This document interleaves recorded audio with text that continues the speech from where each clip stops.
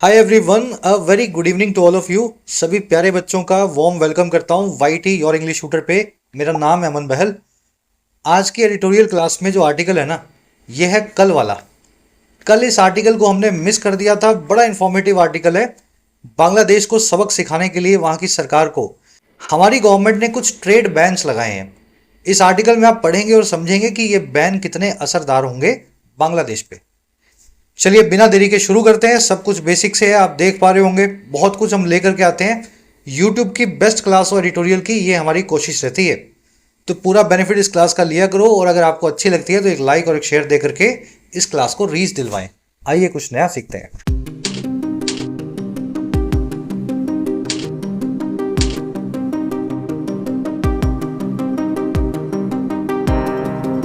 कह रहा है जी, ट्रेड डिप्लोमेसी। डिप्लोमेसी का मतलब होता है कूटनीति, पैतरेबाजी। ट्रेड का मतलब होता है व्यापार।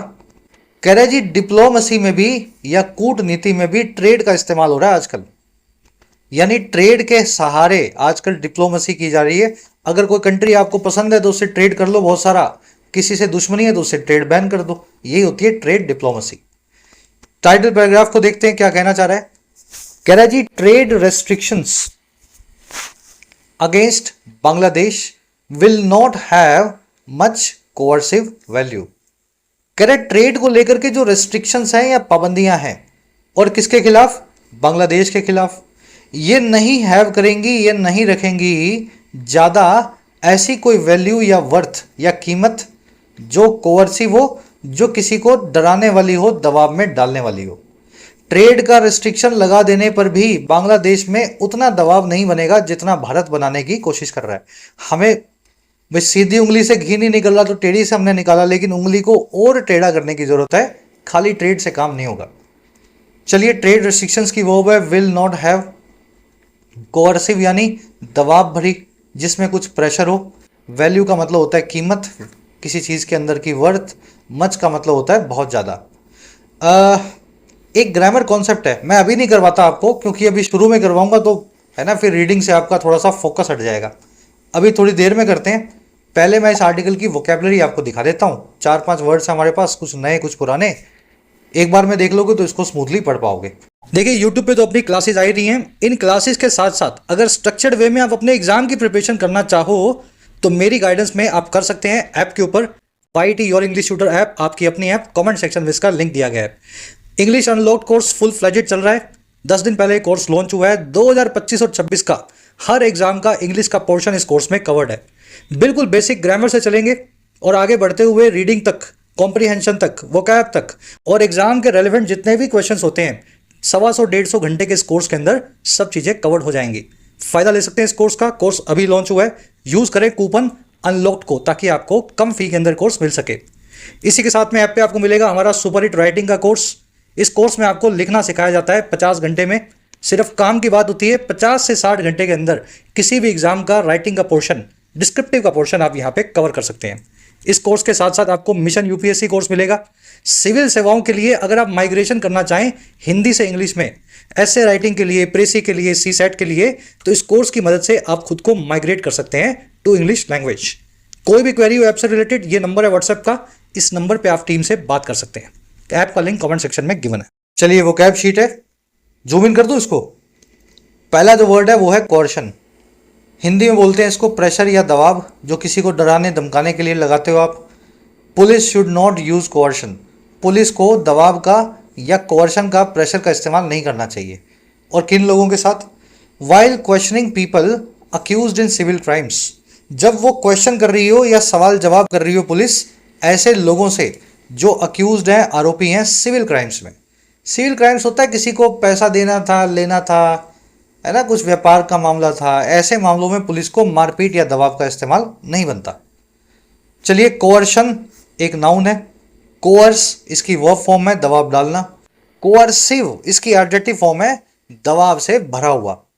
कोअर्सिव रिमार्क्स, कोअर्सिव एक्शन, किसी भी टाइप का जो काम दबाव से भरा हो, प्रेशराइजिंग हो, वो कहलाता है कोअर्सिव। ये वर्ड आर्टिकल में आप देखेंगे। प्रेशर को, दबाव को इंटिमिडेशन भी बोलते हैं। इंटिमिडेशन में आप दबाव डाल रहे होते हैं डरा करके, मैं ये कर दूंगा, वो कर दूंगा। जब आप ऐसा बोलते हो तो इंटिमिडेट कर रहे होते हो सामने वाले को, ऐसा दबाव इंटिमिडेशन। अगला वर्ड है अपने पास डिस्कम्फिचर। ये वर्ड थोड़ा थोड़ा डिस्कम्फर्ट से मिलता जुलता है। कंफर्ट का मतलब होता है सुविधा, डिस्कम्फर्ट का मतलब होता है परेशानी, और डिस्कम्फिचर एक ऐसी एम्बैरेसमेंट है जो आपको अनसेटल कर दे। एग्जाम्पल देता हूं मैं आपको। आपने कोई ऐसी बात बोल दी जिसको जो बहुत तूल पकड़ गई और आपकी बहुत थू थू हो रही है उस बात की वजह से। एग्जाम्पल दे रहा हूं मैं आपको, है ना। आपने सोचा नहीं था आप कभी ऐसा बोल दोगे, आप ऐसा बोलते भी नहीं हो, लेकिन गलती से बोल बैठे और वो बात लोगों ने पकड़ ली। बड़ी एम्बेरसिंग है वो बात और आप अंदर से बड़े परेशान हो उस बात की वजह से। ये चीज आपका डिस्कम्फिचर है। Without experiencing discomfiture in life no one can never taste success. बिना एक्सपीरियंस किए डिस्कम्फिचर को या फिर अनसेटल करने वाली, परेशान करने वाली एम्बेरसमेंट को कोई भी आदमी सक्सेस को टेस्ट नहीं कर पाता, कामयाबी को छू नहीं पाता। चलिए, इसको डिसकंसर्नमेंट भी बोलते हैं, डिस्कम्पोजर भी बोलते हैं। डिस से बनने वाले सारे वर्ड्स हैं, ज़्यादा कॉमन नहीं है। जो कॉमन है वो आपने देख लिया, आर्टिकल में आएगा। चलिए नेक्स्ट वर्ड अपने पास वो है जेस्चर। देखिए, जेस्चर का मतलब होता है आप कोई हिंट दो सामने वाले को, चाहे अपने वर्ड से चाहे अपने एक्शन से। ठीक है, मैं एग्जांपल देता हूं आपको। जैसे आप किसी बड़े होटल में खाना खाने जाओ, या आपने दरबान वगैरह देखे होंगे ना, गेट पे खड़े रहते हैं, वो आपको अंदर आने का इशारा करते हैं, वेलकम करते हैं, चाहे वो बोल के करें चाहे अपनी बॉडी लैंग्वेज से करें। तो वो जो करते हैं वो होता है एक वेलकमिंग जेस्चर। समझ गए ना। आप बस सामने वाले को कुछ हिंट दे रहे हो कि मैं ये चाहता हूं आपसे, आप हमारी होटल में आओ, आओ खाना खाओ, आपका वेलकम है। तो ये बॉडी लैंग्वेज से बोल के या शरीर से दिखा करके आप बोलते हो, तो ये हिंट या जेस्चर है। Nuclear drills by Russia are a gesture of continuation of its war with Ukraine.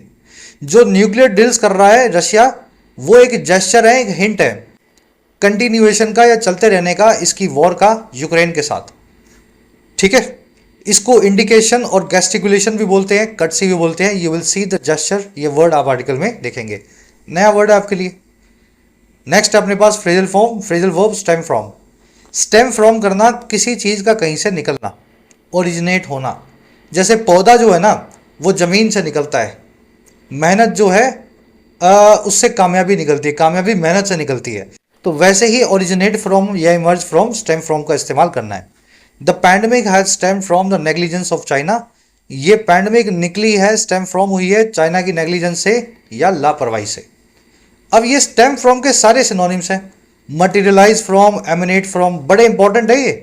बहुत जगह आप क्वेश्चंस में एमिनेट फ्रॉम देखोगे, आज के क्विज में भी मैंने आपसे पूछा है, सारे सिनोनिम्स को देख लेना। लास्ट वर्ड है आपके लिए अप्रैल। अप्रैल का मतलब होता है कपड़े, पहनने वाले कपड़े। कोई कपड़ा ऐसा भी हो सकता है जो आप जिससे चादर बनाओ, पर्दा बनाओ, पोचा बनाओ, वो अप्रैल नहीं है। अप्रैल वही कपड़ा है जिसको आप शरीर पे, बदन पे पहनोगे। The store sells winter apparel like jackets and sweaters. ये स्टोर या दुकान जो है बेचती है सर्दियों के कपड़े जैसे कि जैकेट्स और स्वेटर्स को। पहनने वाले कपड़ों को क्लोथ्स, गारमेंट्स और अटायर भी बोलते हैं। ये वर्ड अप्रैल, क्लोथिंग आर्टिकल में आप देखेंगे। तो चलिए, 5 वर्ड्स हैं, अच्छे से डिटेल में हो गए आपके। अब आ जाओ आर्टिकल पे, किस बारे में लिखा हो आपको पता लगे। देखिए, भारत का अगर आप नक्शा देखेंगे तो आपको एक कमजोरी दिखेगी भारत की। ये रास्ता, इसको बोलते हैं सिलीगुड़ी कॉरिडोर। ये रास्ता कमजोरी इसलिए है क्योंकि अगर ये रास्ता ना हो तो बाकी बचे हुए भारत का, हमारे नॉर्थ ईस्ट के स्टेट से कनेक्शन टूट जाएगा। हमारा सारा कनेक्शन जो है इसी रास्ते के जरिए होता है और ये बहुत संकड़ा है। इसके बिल्कुल ऊपर आप देखेंगे चाइना लगा हुआ है और बिल्कुल नीचे है बांग्लादेश। बांग्लादेश के पास पूरा एक्सेस है नॉर्थ ईस्ट का, हमारे पास नहीं है, बीच में बांग्लादेश आ जाता है। अब इस कमजोरी का फायदा उठाया है चाइना और बांग्लादेश ने, दोनों मिल करके सिलीगुड़ी कॉरिडोर पे दे रहे हैं बयान। और बयान ऐसे दिए जा रहे हैं जैसे दिखाया जा रहा है भारत को कि आपकी कमजोरी पे हम कभी भी हमला कर सकते हैं। इसका जवाब देने के लिए भारत सरकार ने बांग्लादेश पे उनका जो मेन सेक्टर था, सबसे बड़ा सेक्टर अप्रैल सेक्टर, कपड़ों के सेक्टर पे लगा दिए हैं ट्रेड के बैन्स। अब बांग्लादेश का कपड़ा भारत के ज़्यादातर व्यापारों में, बाजारों में आपको नहीं मिलेगा, खास करके नॉर्थ ईस्ट रीजन में। हमारा आर्टिकल कह रहा है कि ये लगाना तो जरूरी था, बांग्लादेश को सबक तो सिखाना चाहिए, लेकिन खाली इससे काम नहीं होगा। इसके अलावा भी सरकार बहुत कुछ कर सकती है, जैसे कि बांग्लादेश पे प्रेशर बनाना पूरी दुनिया का कि यहाँ पे इलेक्शन हो और ये जो डिक्टेटर और सेमी है ना, डिक्टेटिंग जो गवर्नमेंट है, ये मोहम्मद मुइजू वाली ये गवर्नमेंट को आप हटा सकें। चलिए, आज की जो टोन है वो है कॉशियस। हमें थोड़ा क्वेश्चन दे रहा है, चिता रहा है कि इससे काम नहीं चलेगा और भी करना चाहिए, और साथ में है डिप्लोमेटिक टोन। आर्टिकल को शुरू करते हैं। फटाफट से फर्स्ट पैराग्राफ है, इसकी एक रीडिंग दे लो, मीनिंग निकालो पहले खुद से क्या लिखा हुआ है।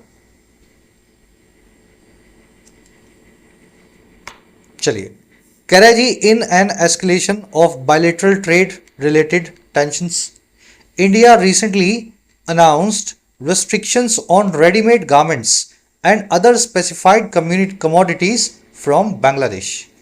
कह रहा है एक एस्केलेशन में, एस्केलेशन का मतलब होता है चीज़ों को ऊपर लाना, बढ़ा चढ़ा देना, छोटा सा मामले को तूल पकड़वा देना। कह रहा है जी, एक तूल पकड़ते हुए मामले में जो है दो तरफा व्यापारिक जो है रिश्तों का या रिश्तों से बनी हुई टेंशन्स का। कह रहा हुआ इसमें क्या, इसमें भारत ने हाल ही में ऐलान किया है कुछ बैन्स का, कुछ रेस्ट्रिक्शंस का, पाबंदियों का रेडीमेड गारमेंट्स पे और दूसरी कई स्पेसिफाइड या खास चीज़ों पे या कमोडिटीज़ पे जो बांग्लादेश से भारत में आती हैं। इंडिया बन गया आपका सब्जेक्ट। इंडिया ने अनाउंस किया, इंडिया अनाउंस रेस्ट्रिक्शंस। रेस्ट्रिक्शन आप देख चुके हैं, पाबंदियां या बैन बोल दो इसको, एस्केलेशन यानी मामले का तूल पकड़ना। कह रहा है director general of foreign trades announcement targeting Bangladesh's vital apparel sector sent an unmistakable signal that deteriorating political relations have now spilled over into economic ties। कह रहा है जो हमारे सरकारी ऑफिसर हैं, director general of foreign trade, इनकी जो ऐलान आया है, अनाउंसमेंट आई है, ऐलान यहाँ पे नाउन है, सब्जेक्ट का काम करेगा। और कौन सा ऐलान आया है, वो ऐलान जो टारगेट करता है बांग्लादेश के बड़े ही इंपॉर्टेंट, बड़े ही वाइटल कपड़ा वाले सेक्टर को, एपरल सेक्टर को। कह रहे ये जो ऐलान है ना, इसने भेज दिया, सेंड कर दिया एक ऐसा सिग्नल, एक ऐसा सजेशन है ना, एक ऐसा समझ गए ना सिग्नल, जो अनमिस्टेकेबल है, जिस पे गलती की गुंजाइश ही नहीं है, सिग्नल पढ़ा ही जाएगा। और सिग्नल वो ये है कि जो डिटीरोरेट होती हुई, खराब होती हुई, वर्सन होती हुई पॉलिटिकल रिलेशन है दोनों कंट्रीज के बीच में, अब वो फैल गए हैं, आगे से आगे स्पिल ओवर कर गए हैं आर्थिक रिश्तों में भी, इकोनॉमिक टाइज में भी। तो हमारे इस ऐलान से साफ साफ दुनिया को ही पता लग गया, बांग्लादेश को तो लगना ही था कि दोनों कंट्रीज के पॉलिटिकल रिलेशंस खराब होने की वजह से ही आर्थिक रिलेशन भी दोनों कंट्रीज खराब कर रही हैं। अनाउंसमेंट बनेगा सब्जेक्ट, एक नाउन है। सेंट बनेगी इसकी वर्ब, वर्ब की सेकंड फॉर्म है। पॉलिटिकल रिलेशंस बनेगा सब्जेक्ट। हैव स्पिल्ड ओवर बनेगी इसकी वर्ब। स्पिल ओवर करना यानी आगे से आगे फैल जाना। इसको समझाता हूं कैसे बनाए। एक ग्लास है 200 ml का, इसमें 200 ml पानी डाल दोगे, उसके बाद अगर एक बूंद भी डाली ना तो वो स्पिल कर जाएगी या बाहर फैल जाएगी। अब ये बताओ, अगर रिश्ते जो हैं, आर्थिक जो इकोनॉमिक रिश्ते हैं, पॉलिटिकल रिश्ते हैं, वो अगर उनका गिलास भर जाए, फिर और ज़्यादा जो टेंशन आएगी वो कहाँ जाएगी? वो गिलास से बाहर निकलेगी और आर्थिक रिश्तों में जाएगी, है ना, हमारे सामाजिक रिश्तों में जाएगी। इसी को बोलते हैं स्पिल ओवर करना, किसी चीज़ का इतना भर जाना कि वो आगे दूसरे एरियाज में भी फैलने लगे। चलिए, डिटीरियोरेटिंग यानी जो खराब होता हो, वर्सन होता हो। अब आ जाओ इस कॉन्सेप्ट पे जो मैंने आपसे पहले बताया था, हैव को कैसे यूज करना है। सवाल पूछ लेते हैं पहले आपसे। ये विल हैव लिखा हुआ है, इसके बाद में वर्ब की थर्ड फॉर्म कहाँ है?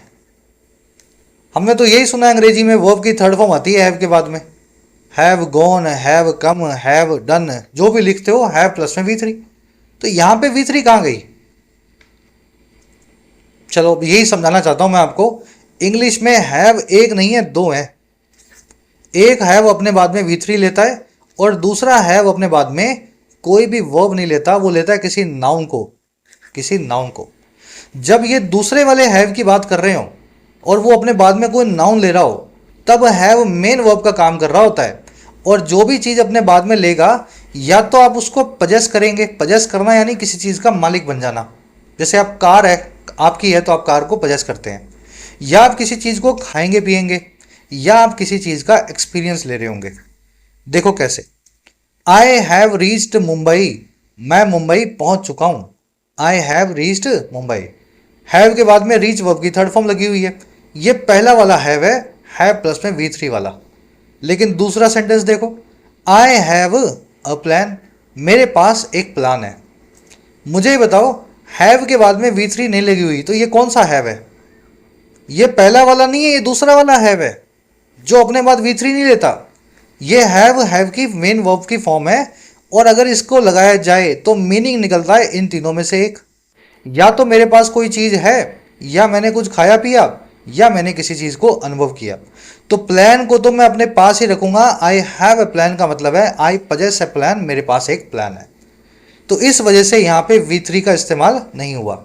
वैसा ही यहां भी हुआ है, Bangladesh will not have much coercive value. Bangladesh के पास भी ज्यादा कोअर्सिव या प्रेशर डालने वाली वैल्यू नहीं होगी, है ना। मतलब इस रिस्ट्रिक्शन में ज्यादा कोअर्सिव वैल्यू नहीं होगी। हैव वर्ब मेन वर्ब का काम कर रही है और अपने बाद में वैल्यू नाम का नाउन लिया हुआ है। चलो और भी देख लो। I have fruit for breakfast. Have का मतलब होता है खाना, तो मैं खाया करता हूं फ्रूट को यानी फलों को ब्रेकफास्ट के लिए। ठीक है, ब्रेकफास्ट क्या होता है? नाश्ता।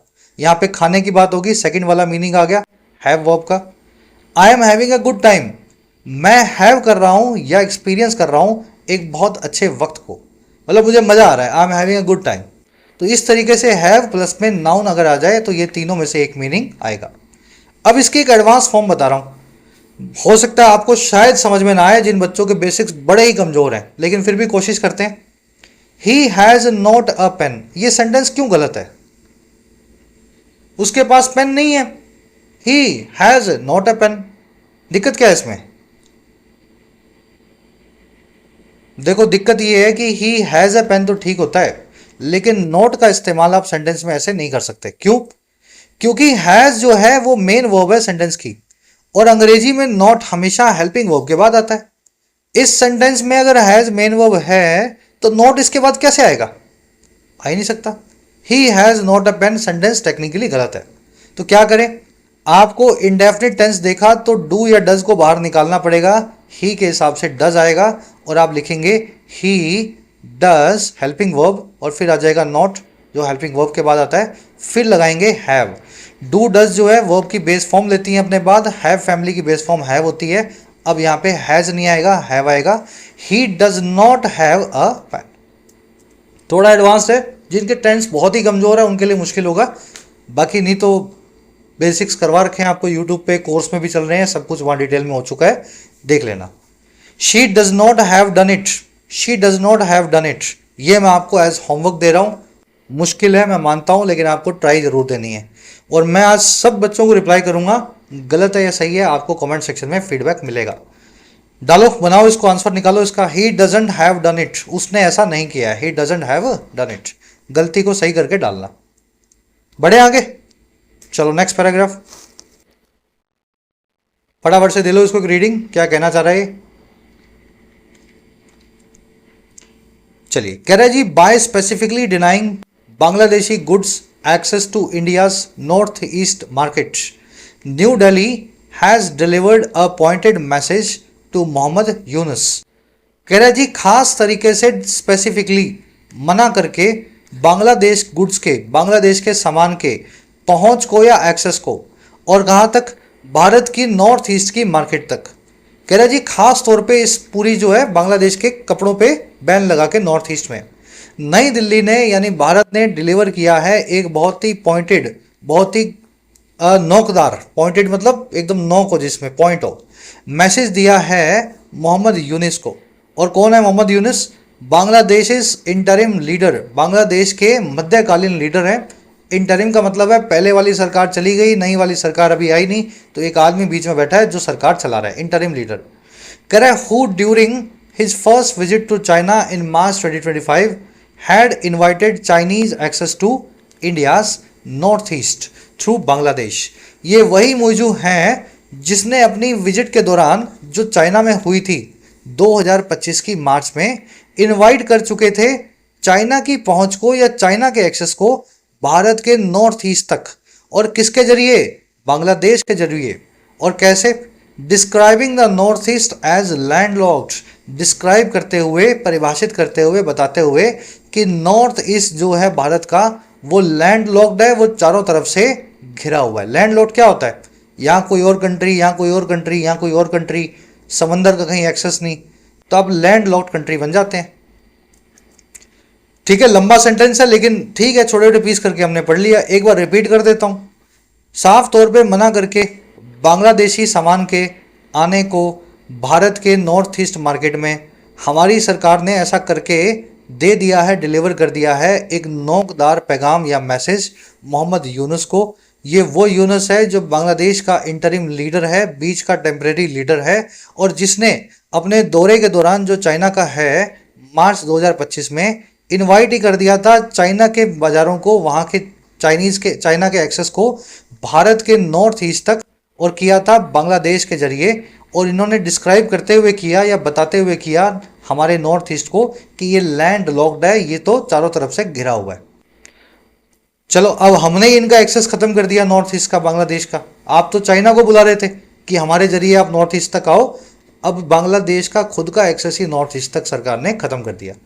नई दिल्ली की वर्ब है हैज डिलीवर्ड, हु आया मुइजू के लिए वर्ब है इसकी हैड इनवाइटेड। कह रहा है while India's discomfiture about Bangladesh India discussions, China discussions regarding India's north east is understandable, this trade restriction may hurt Bangladeshi businesses. कह रहा है जी जहां ऐसा है, वाइल भारत का जो डिस्कम्फिचर है, डिस्कम्फिचर याद है ना, ऐसी एम्बेरसमेंट जो आपको परेशान करे। बात है, सच है, हमारी चिकन नेक जो है, ये सिलीगुड़ी कॉरिडोर को चिकन नेक बोलते हैं, बोलना नहीं चाहिए लेकिन नाम है इसका, तो ये हमारी कमजोरी है। तो जहां इस चीज ने इंडिया का जो डिस्कम्फिचर है बांग्लादेश की जो है चाइना और बांग्लादेश की बातचीत को लेकर के हमारे नॉर्थ ईस्ट को बारे में, वो बड़ा अंडरस्टैंडेबल है, सबको समझ में आता है कि भारत सरकार इससे परेशान है। कह रहे वहीं पे ये जो व्यापारिक पाबंदियां लगी हैं ये हर्ट कर सकती हैं बांग्लादेश के आम आदमी के व्यापारों को। और किसको करेगी? Largely dependent on garment exports, जो कि मोटे तौर पे डिपेंडेंट है गारमेंट के एक्सपोर्ट पे, कपड़े के निर्यात पे।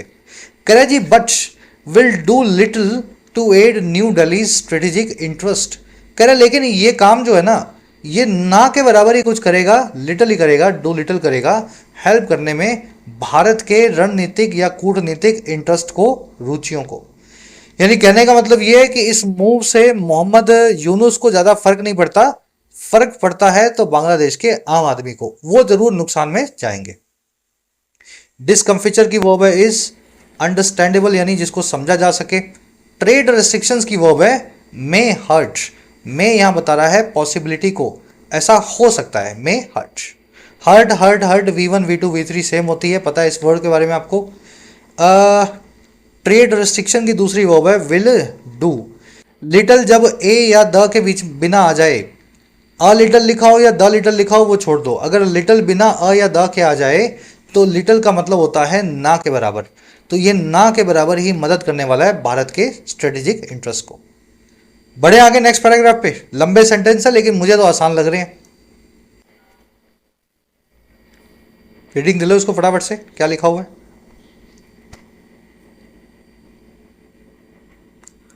कह रहा है जी Bangladesh recent political turmoil stems from protest against its former elected government and the interim leadership।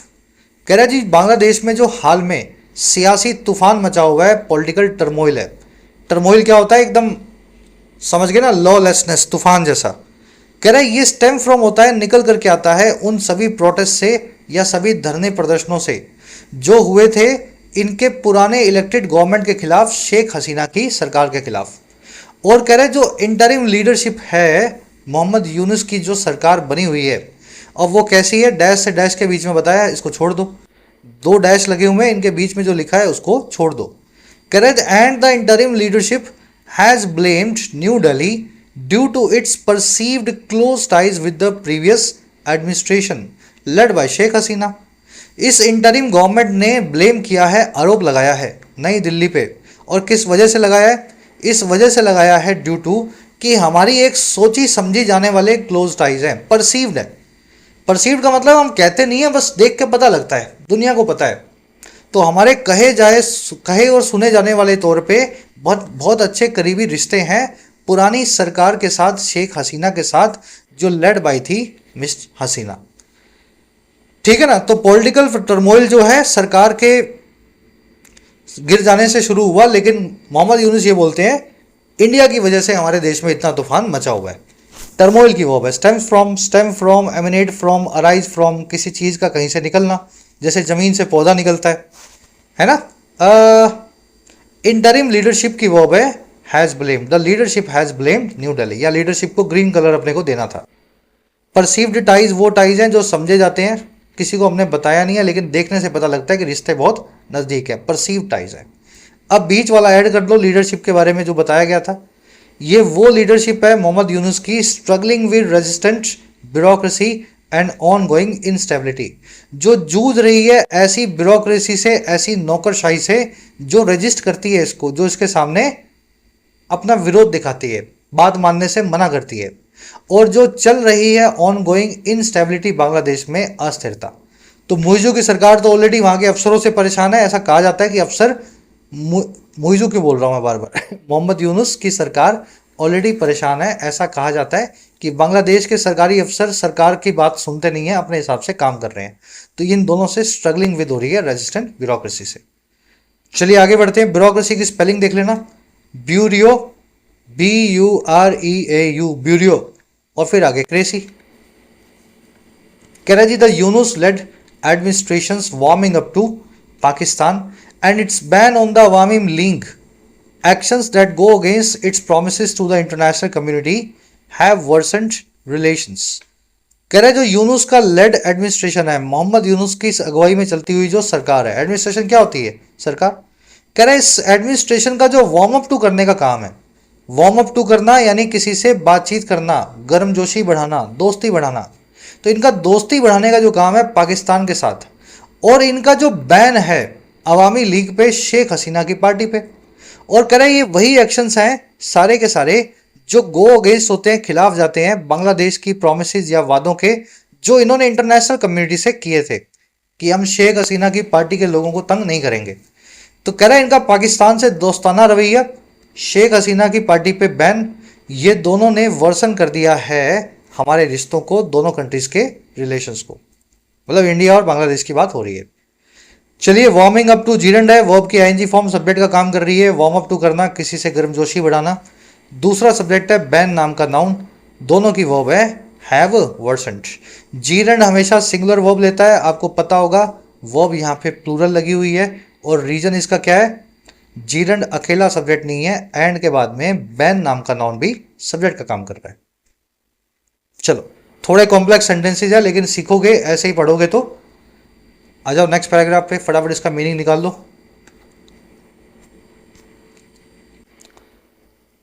कह रहे जी the imperative for New Delhi must be to come up with a deft outreach to other political parties in Bangladesh as they prepare for elections. कह रहे जो जरूरी चीज़ है ना imperative नई दिल्ली के लिए, वो होना चाहिए कि वो कम अप विद करे, वो इस चीज़ के साथ में उभरे। कम अप विद करना यानी किसी चीज़ को, नए आइडिया को लेकर के आना, उसके साथ में उभरना। तो एक नया आइडिया लेकर के आए, और ये आइडिया है नया एक बहुत ही डेफ्ट यानी कि स्किलफुल, आर्टफुल आउटरीच का, या फिर अप्रोच का। आउटरीच क्या होता है? किसी सामने वाले को जाके मिलना, उससे बातचीत करना, उससे संबंध बनाना।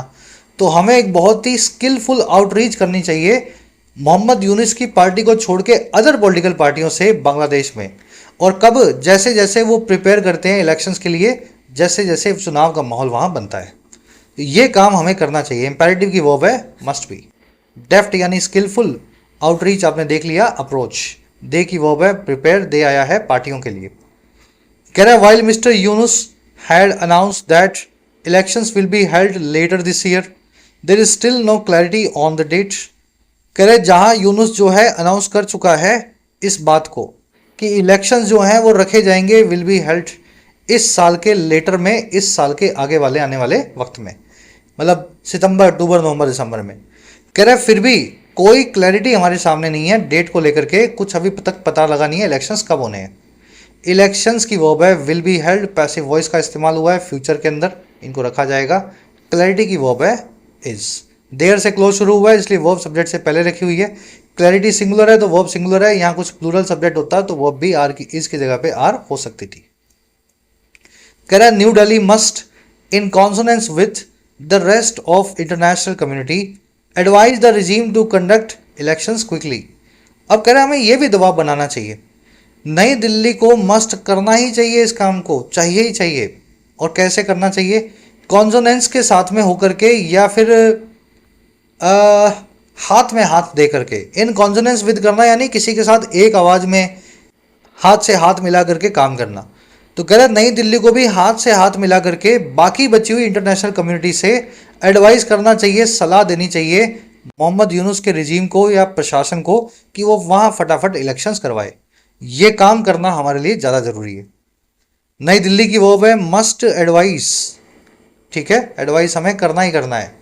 और एडवाइस करनी है इन कॉन्सोनेंस विद, आवाज और हाथ कदम को मिला करके साथ चल के बाकी बची हुई दुनिया के। ठीक है, बढ़े आगे चल।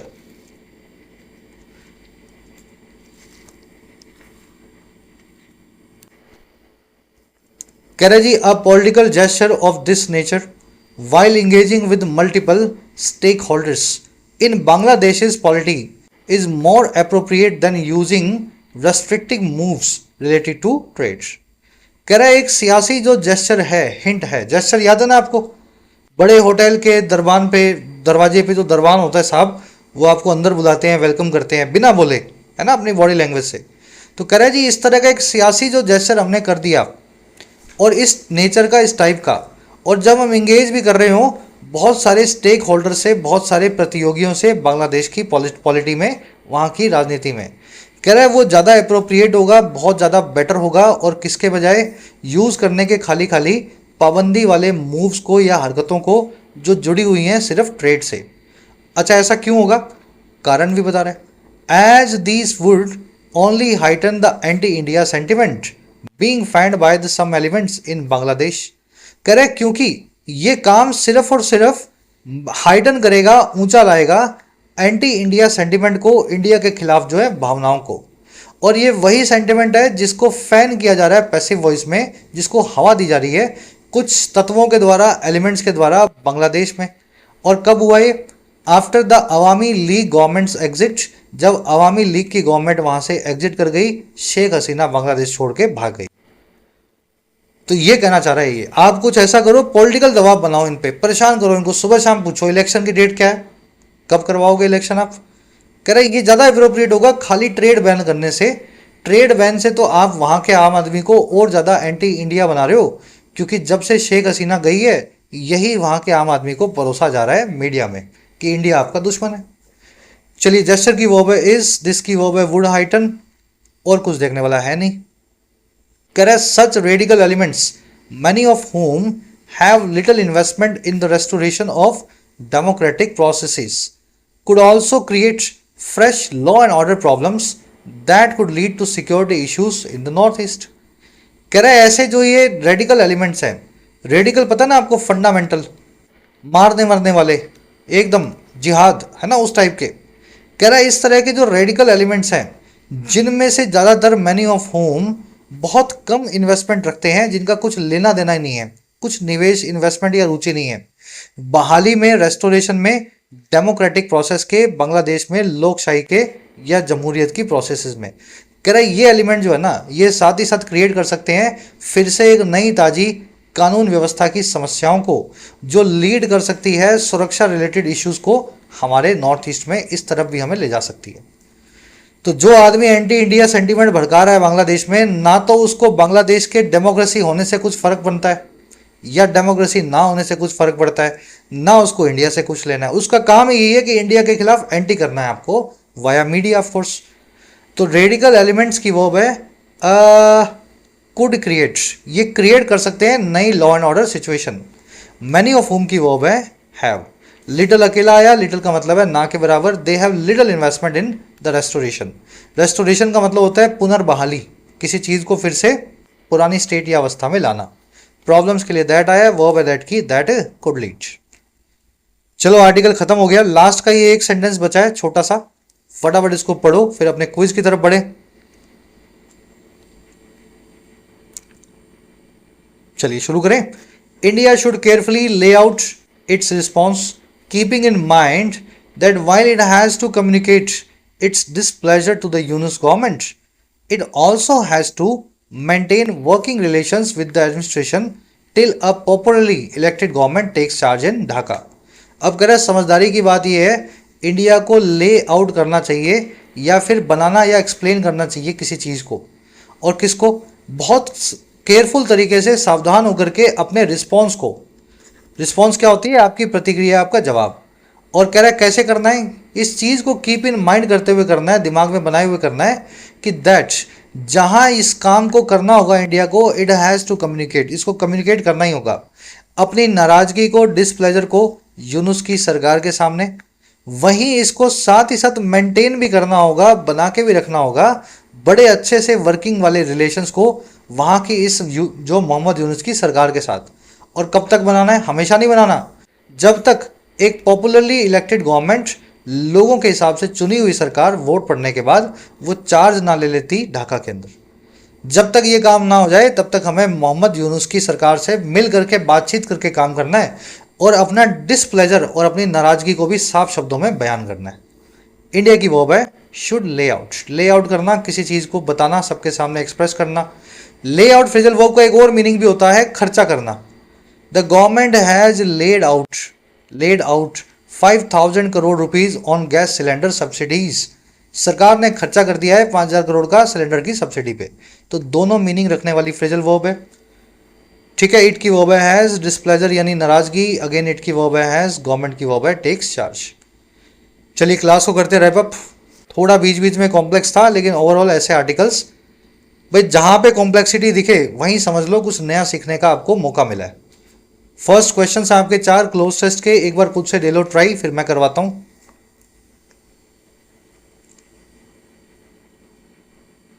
चलिए पहले सारे वर्ड्स के मीनिंग निकाल लो। डिटीरोरेटिंग यानी जो डिटीरोरेट हो रहा हो, खराब हो रहा हो, एक एडजेक्टिव है। जेस्चर यानी एक हिंट, एक नाउन है। डिस्कम्फिचर यानी आपकी एम्बेरसमेंट, जो आपको परेशान करे, एक नाउन है। कोवर्शन यानी दबाव, एक नाउन है। टर्मोइल भी एक नाउन है। टर्मोइल का मतलब होता है तूफान। परसीव्ड, जो परसीव किया गया हो, जो सोचा समझा गया हो, एक एडजेक्टिव है। और डेफ्ट का मतलब होता है निपुण, आर्टफुल। डेफ्ट एक एडजेक्टिव है। नाउन एडजेक्टिव पकड़ लो कौन क्या काम कर रहा है। अब अपने क्लोज टेस्ट में ऐड करेंगे। India's diplomatic dash aimed to ease political dash in the region. Bharat का जो कूटनीतिक डैश था वो एम करता था, उसका ये एम था कि वो ईज करे, आसान बनाए पॉलिटिकल इस डैश को इस पूरे रीजन में। देखो डिप्लोमेटिक एडजेक्टिव के बाद में एक नाउन चाहिए आपको जो सब्जेक्ट बनेगा। पॉलिटिकल एडजेक्टिव के बाद में भी एक नाउन आपको चाहिए, है ना। एडजेक्टिव अपने साथ में नाउन जरूर लेता है। तो इसका मतलब या तो यहाँ पे जेस्चर आएगा, डिस्कम्फिचर आएगा, कोर्शन आएगा या टर्मोइल आएगा। इन चारों में से एक ही आएगा। परसीव्ड एडजेक्टिव है, डेफ्ट एडजेक्टिव है, डिटीरोरेटिंग भी एक एडजेक्टिव है, खराब होती हुई कोई चीज़। तो भारत का डिप्लोमेटिक क्या हो सकता है जो ईज करे पॉलिटिकल डैश को। पॉलिटिकल टर्मोइल को ईज करना है। ईज करना यानी नरम बनाना। टर्मोइल का मतलब होता है तूफान। तो टर्मोइल आ जाएगा सेकंड में।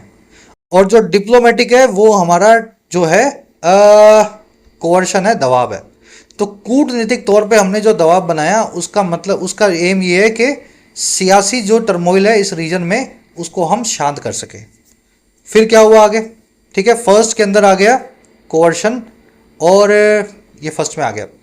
अच्छा सेकंड में आ गया पॉलिटिकल टर्मोइल। कह रहा जी however its dash over recent events was clear. लेकिन भारत का जो डैश था रीसेंट इवेंट्स को लेकर के वो बड़ा क्लियर था। अगेन आपको यहाँ एक नाउन चाहिए। इट्स एडजेक्टिव के बाद एक नाउन आएगा। नाउन तो अपने पास 4 ही थे, जेस्चर, डिस्कम्फिचर, कोर्शन और टर्मोइल। ये भी निकल गया और ये भी निकल गया। अब ये बताओ हमारा क्या था, हमारा जेस्चर था या डिस्कम्फिचर था। यहाँ पे हमारा जेस्चर था, हमने जो बॉडी लैंग्वेज से हिंट किया है ना, ट्रेड बैन लगा के। तो हमारा जो जेस्चर था रिसेंट इवेंट्स को लेकर के वो बड़ा साफ था। हालांकि हमने अवॉइड किया डायरेक्ट इस टाइप की चीज़ को। डायरेक्ट एक एडजेक्टिव है, फिर से एक नाउन चाहिए। हमने एक डिस्कम्फिचर को, एम्बेरसमेंट को अवॉइड किया, है ना। बांग्लादेश को हमने एम्बेरस नहीं किया, शर्मसार नहीं किया, हमने सिर्फ एक जेस्चर उनके सामने एक हिंट भेजी। चलिए थोड़ा मुश्किल है क्लोज टेस्ट, लेकिन क्वेश्चंस ऐसे ही बनते हैं आपके मेंस में। मेंस वाले लेवल पे भी तो आना है अपने को। अब आ जाओ अपने आरसी के क्वेश्चन पे। ऑथर कौन सा कंसर्न या चिंता को उठा रहा है कॉन्सिक्वेंसेस को लेकर के, परिणामों को लेकर के भारत की ट्रेड रिस्ट्रिक्शन की अप्रोच को? इससे क्या गलत हो सकता है?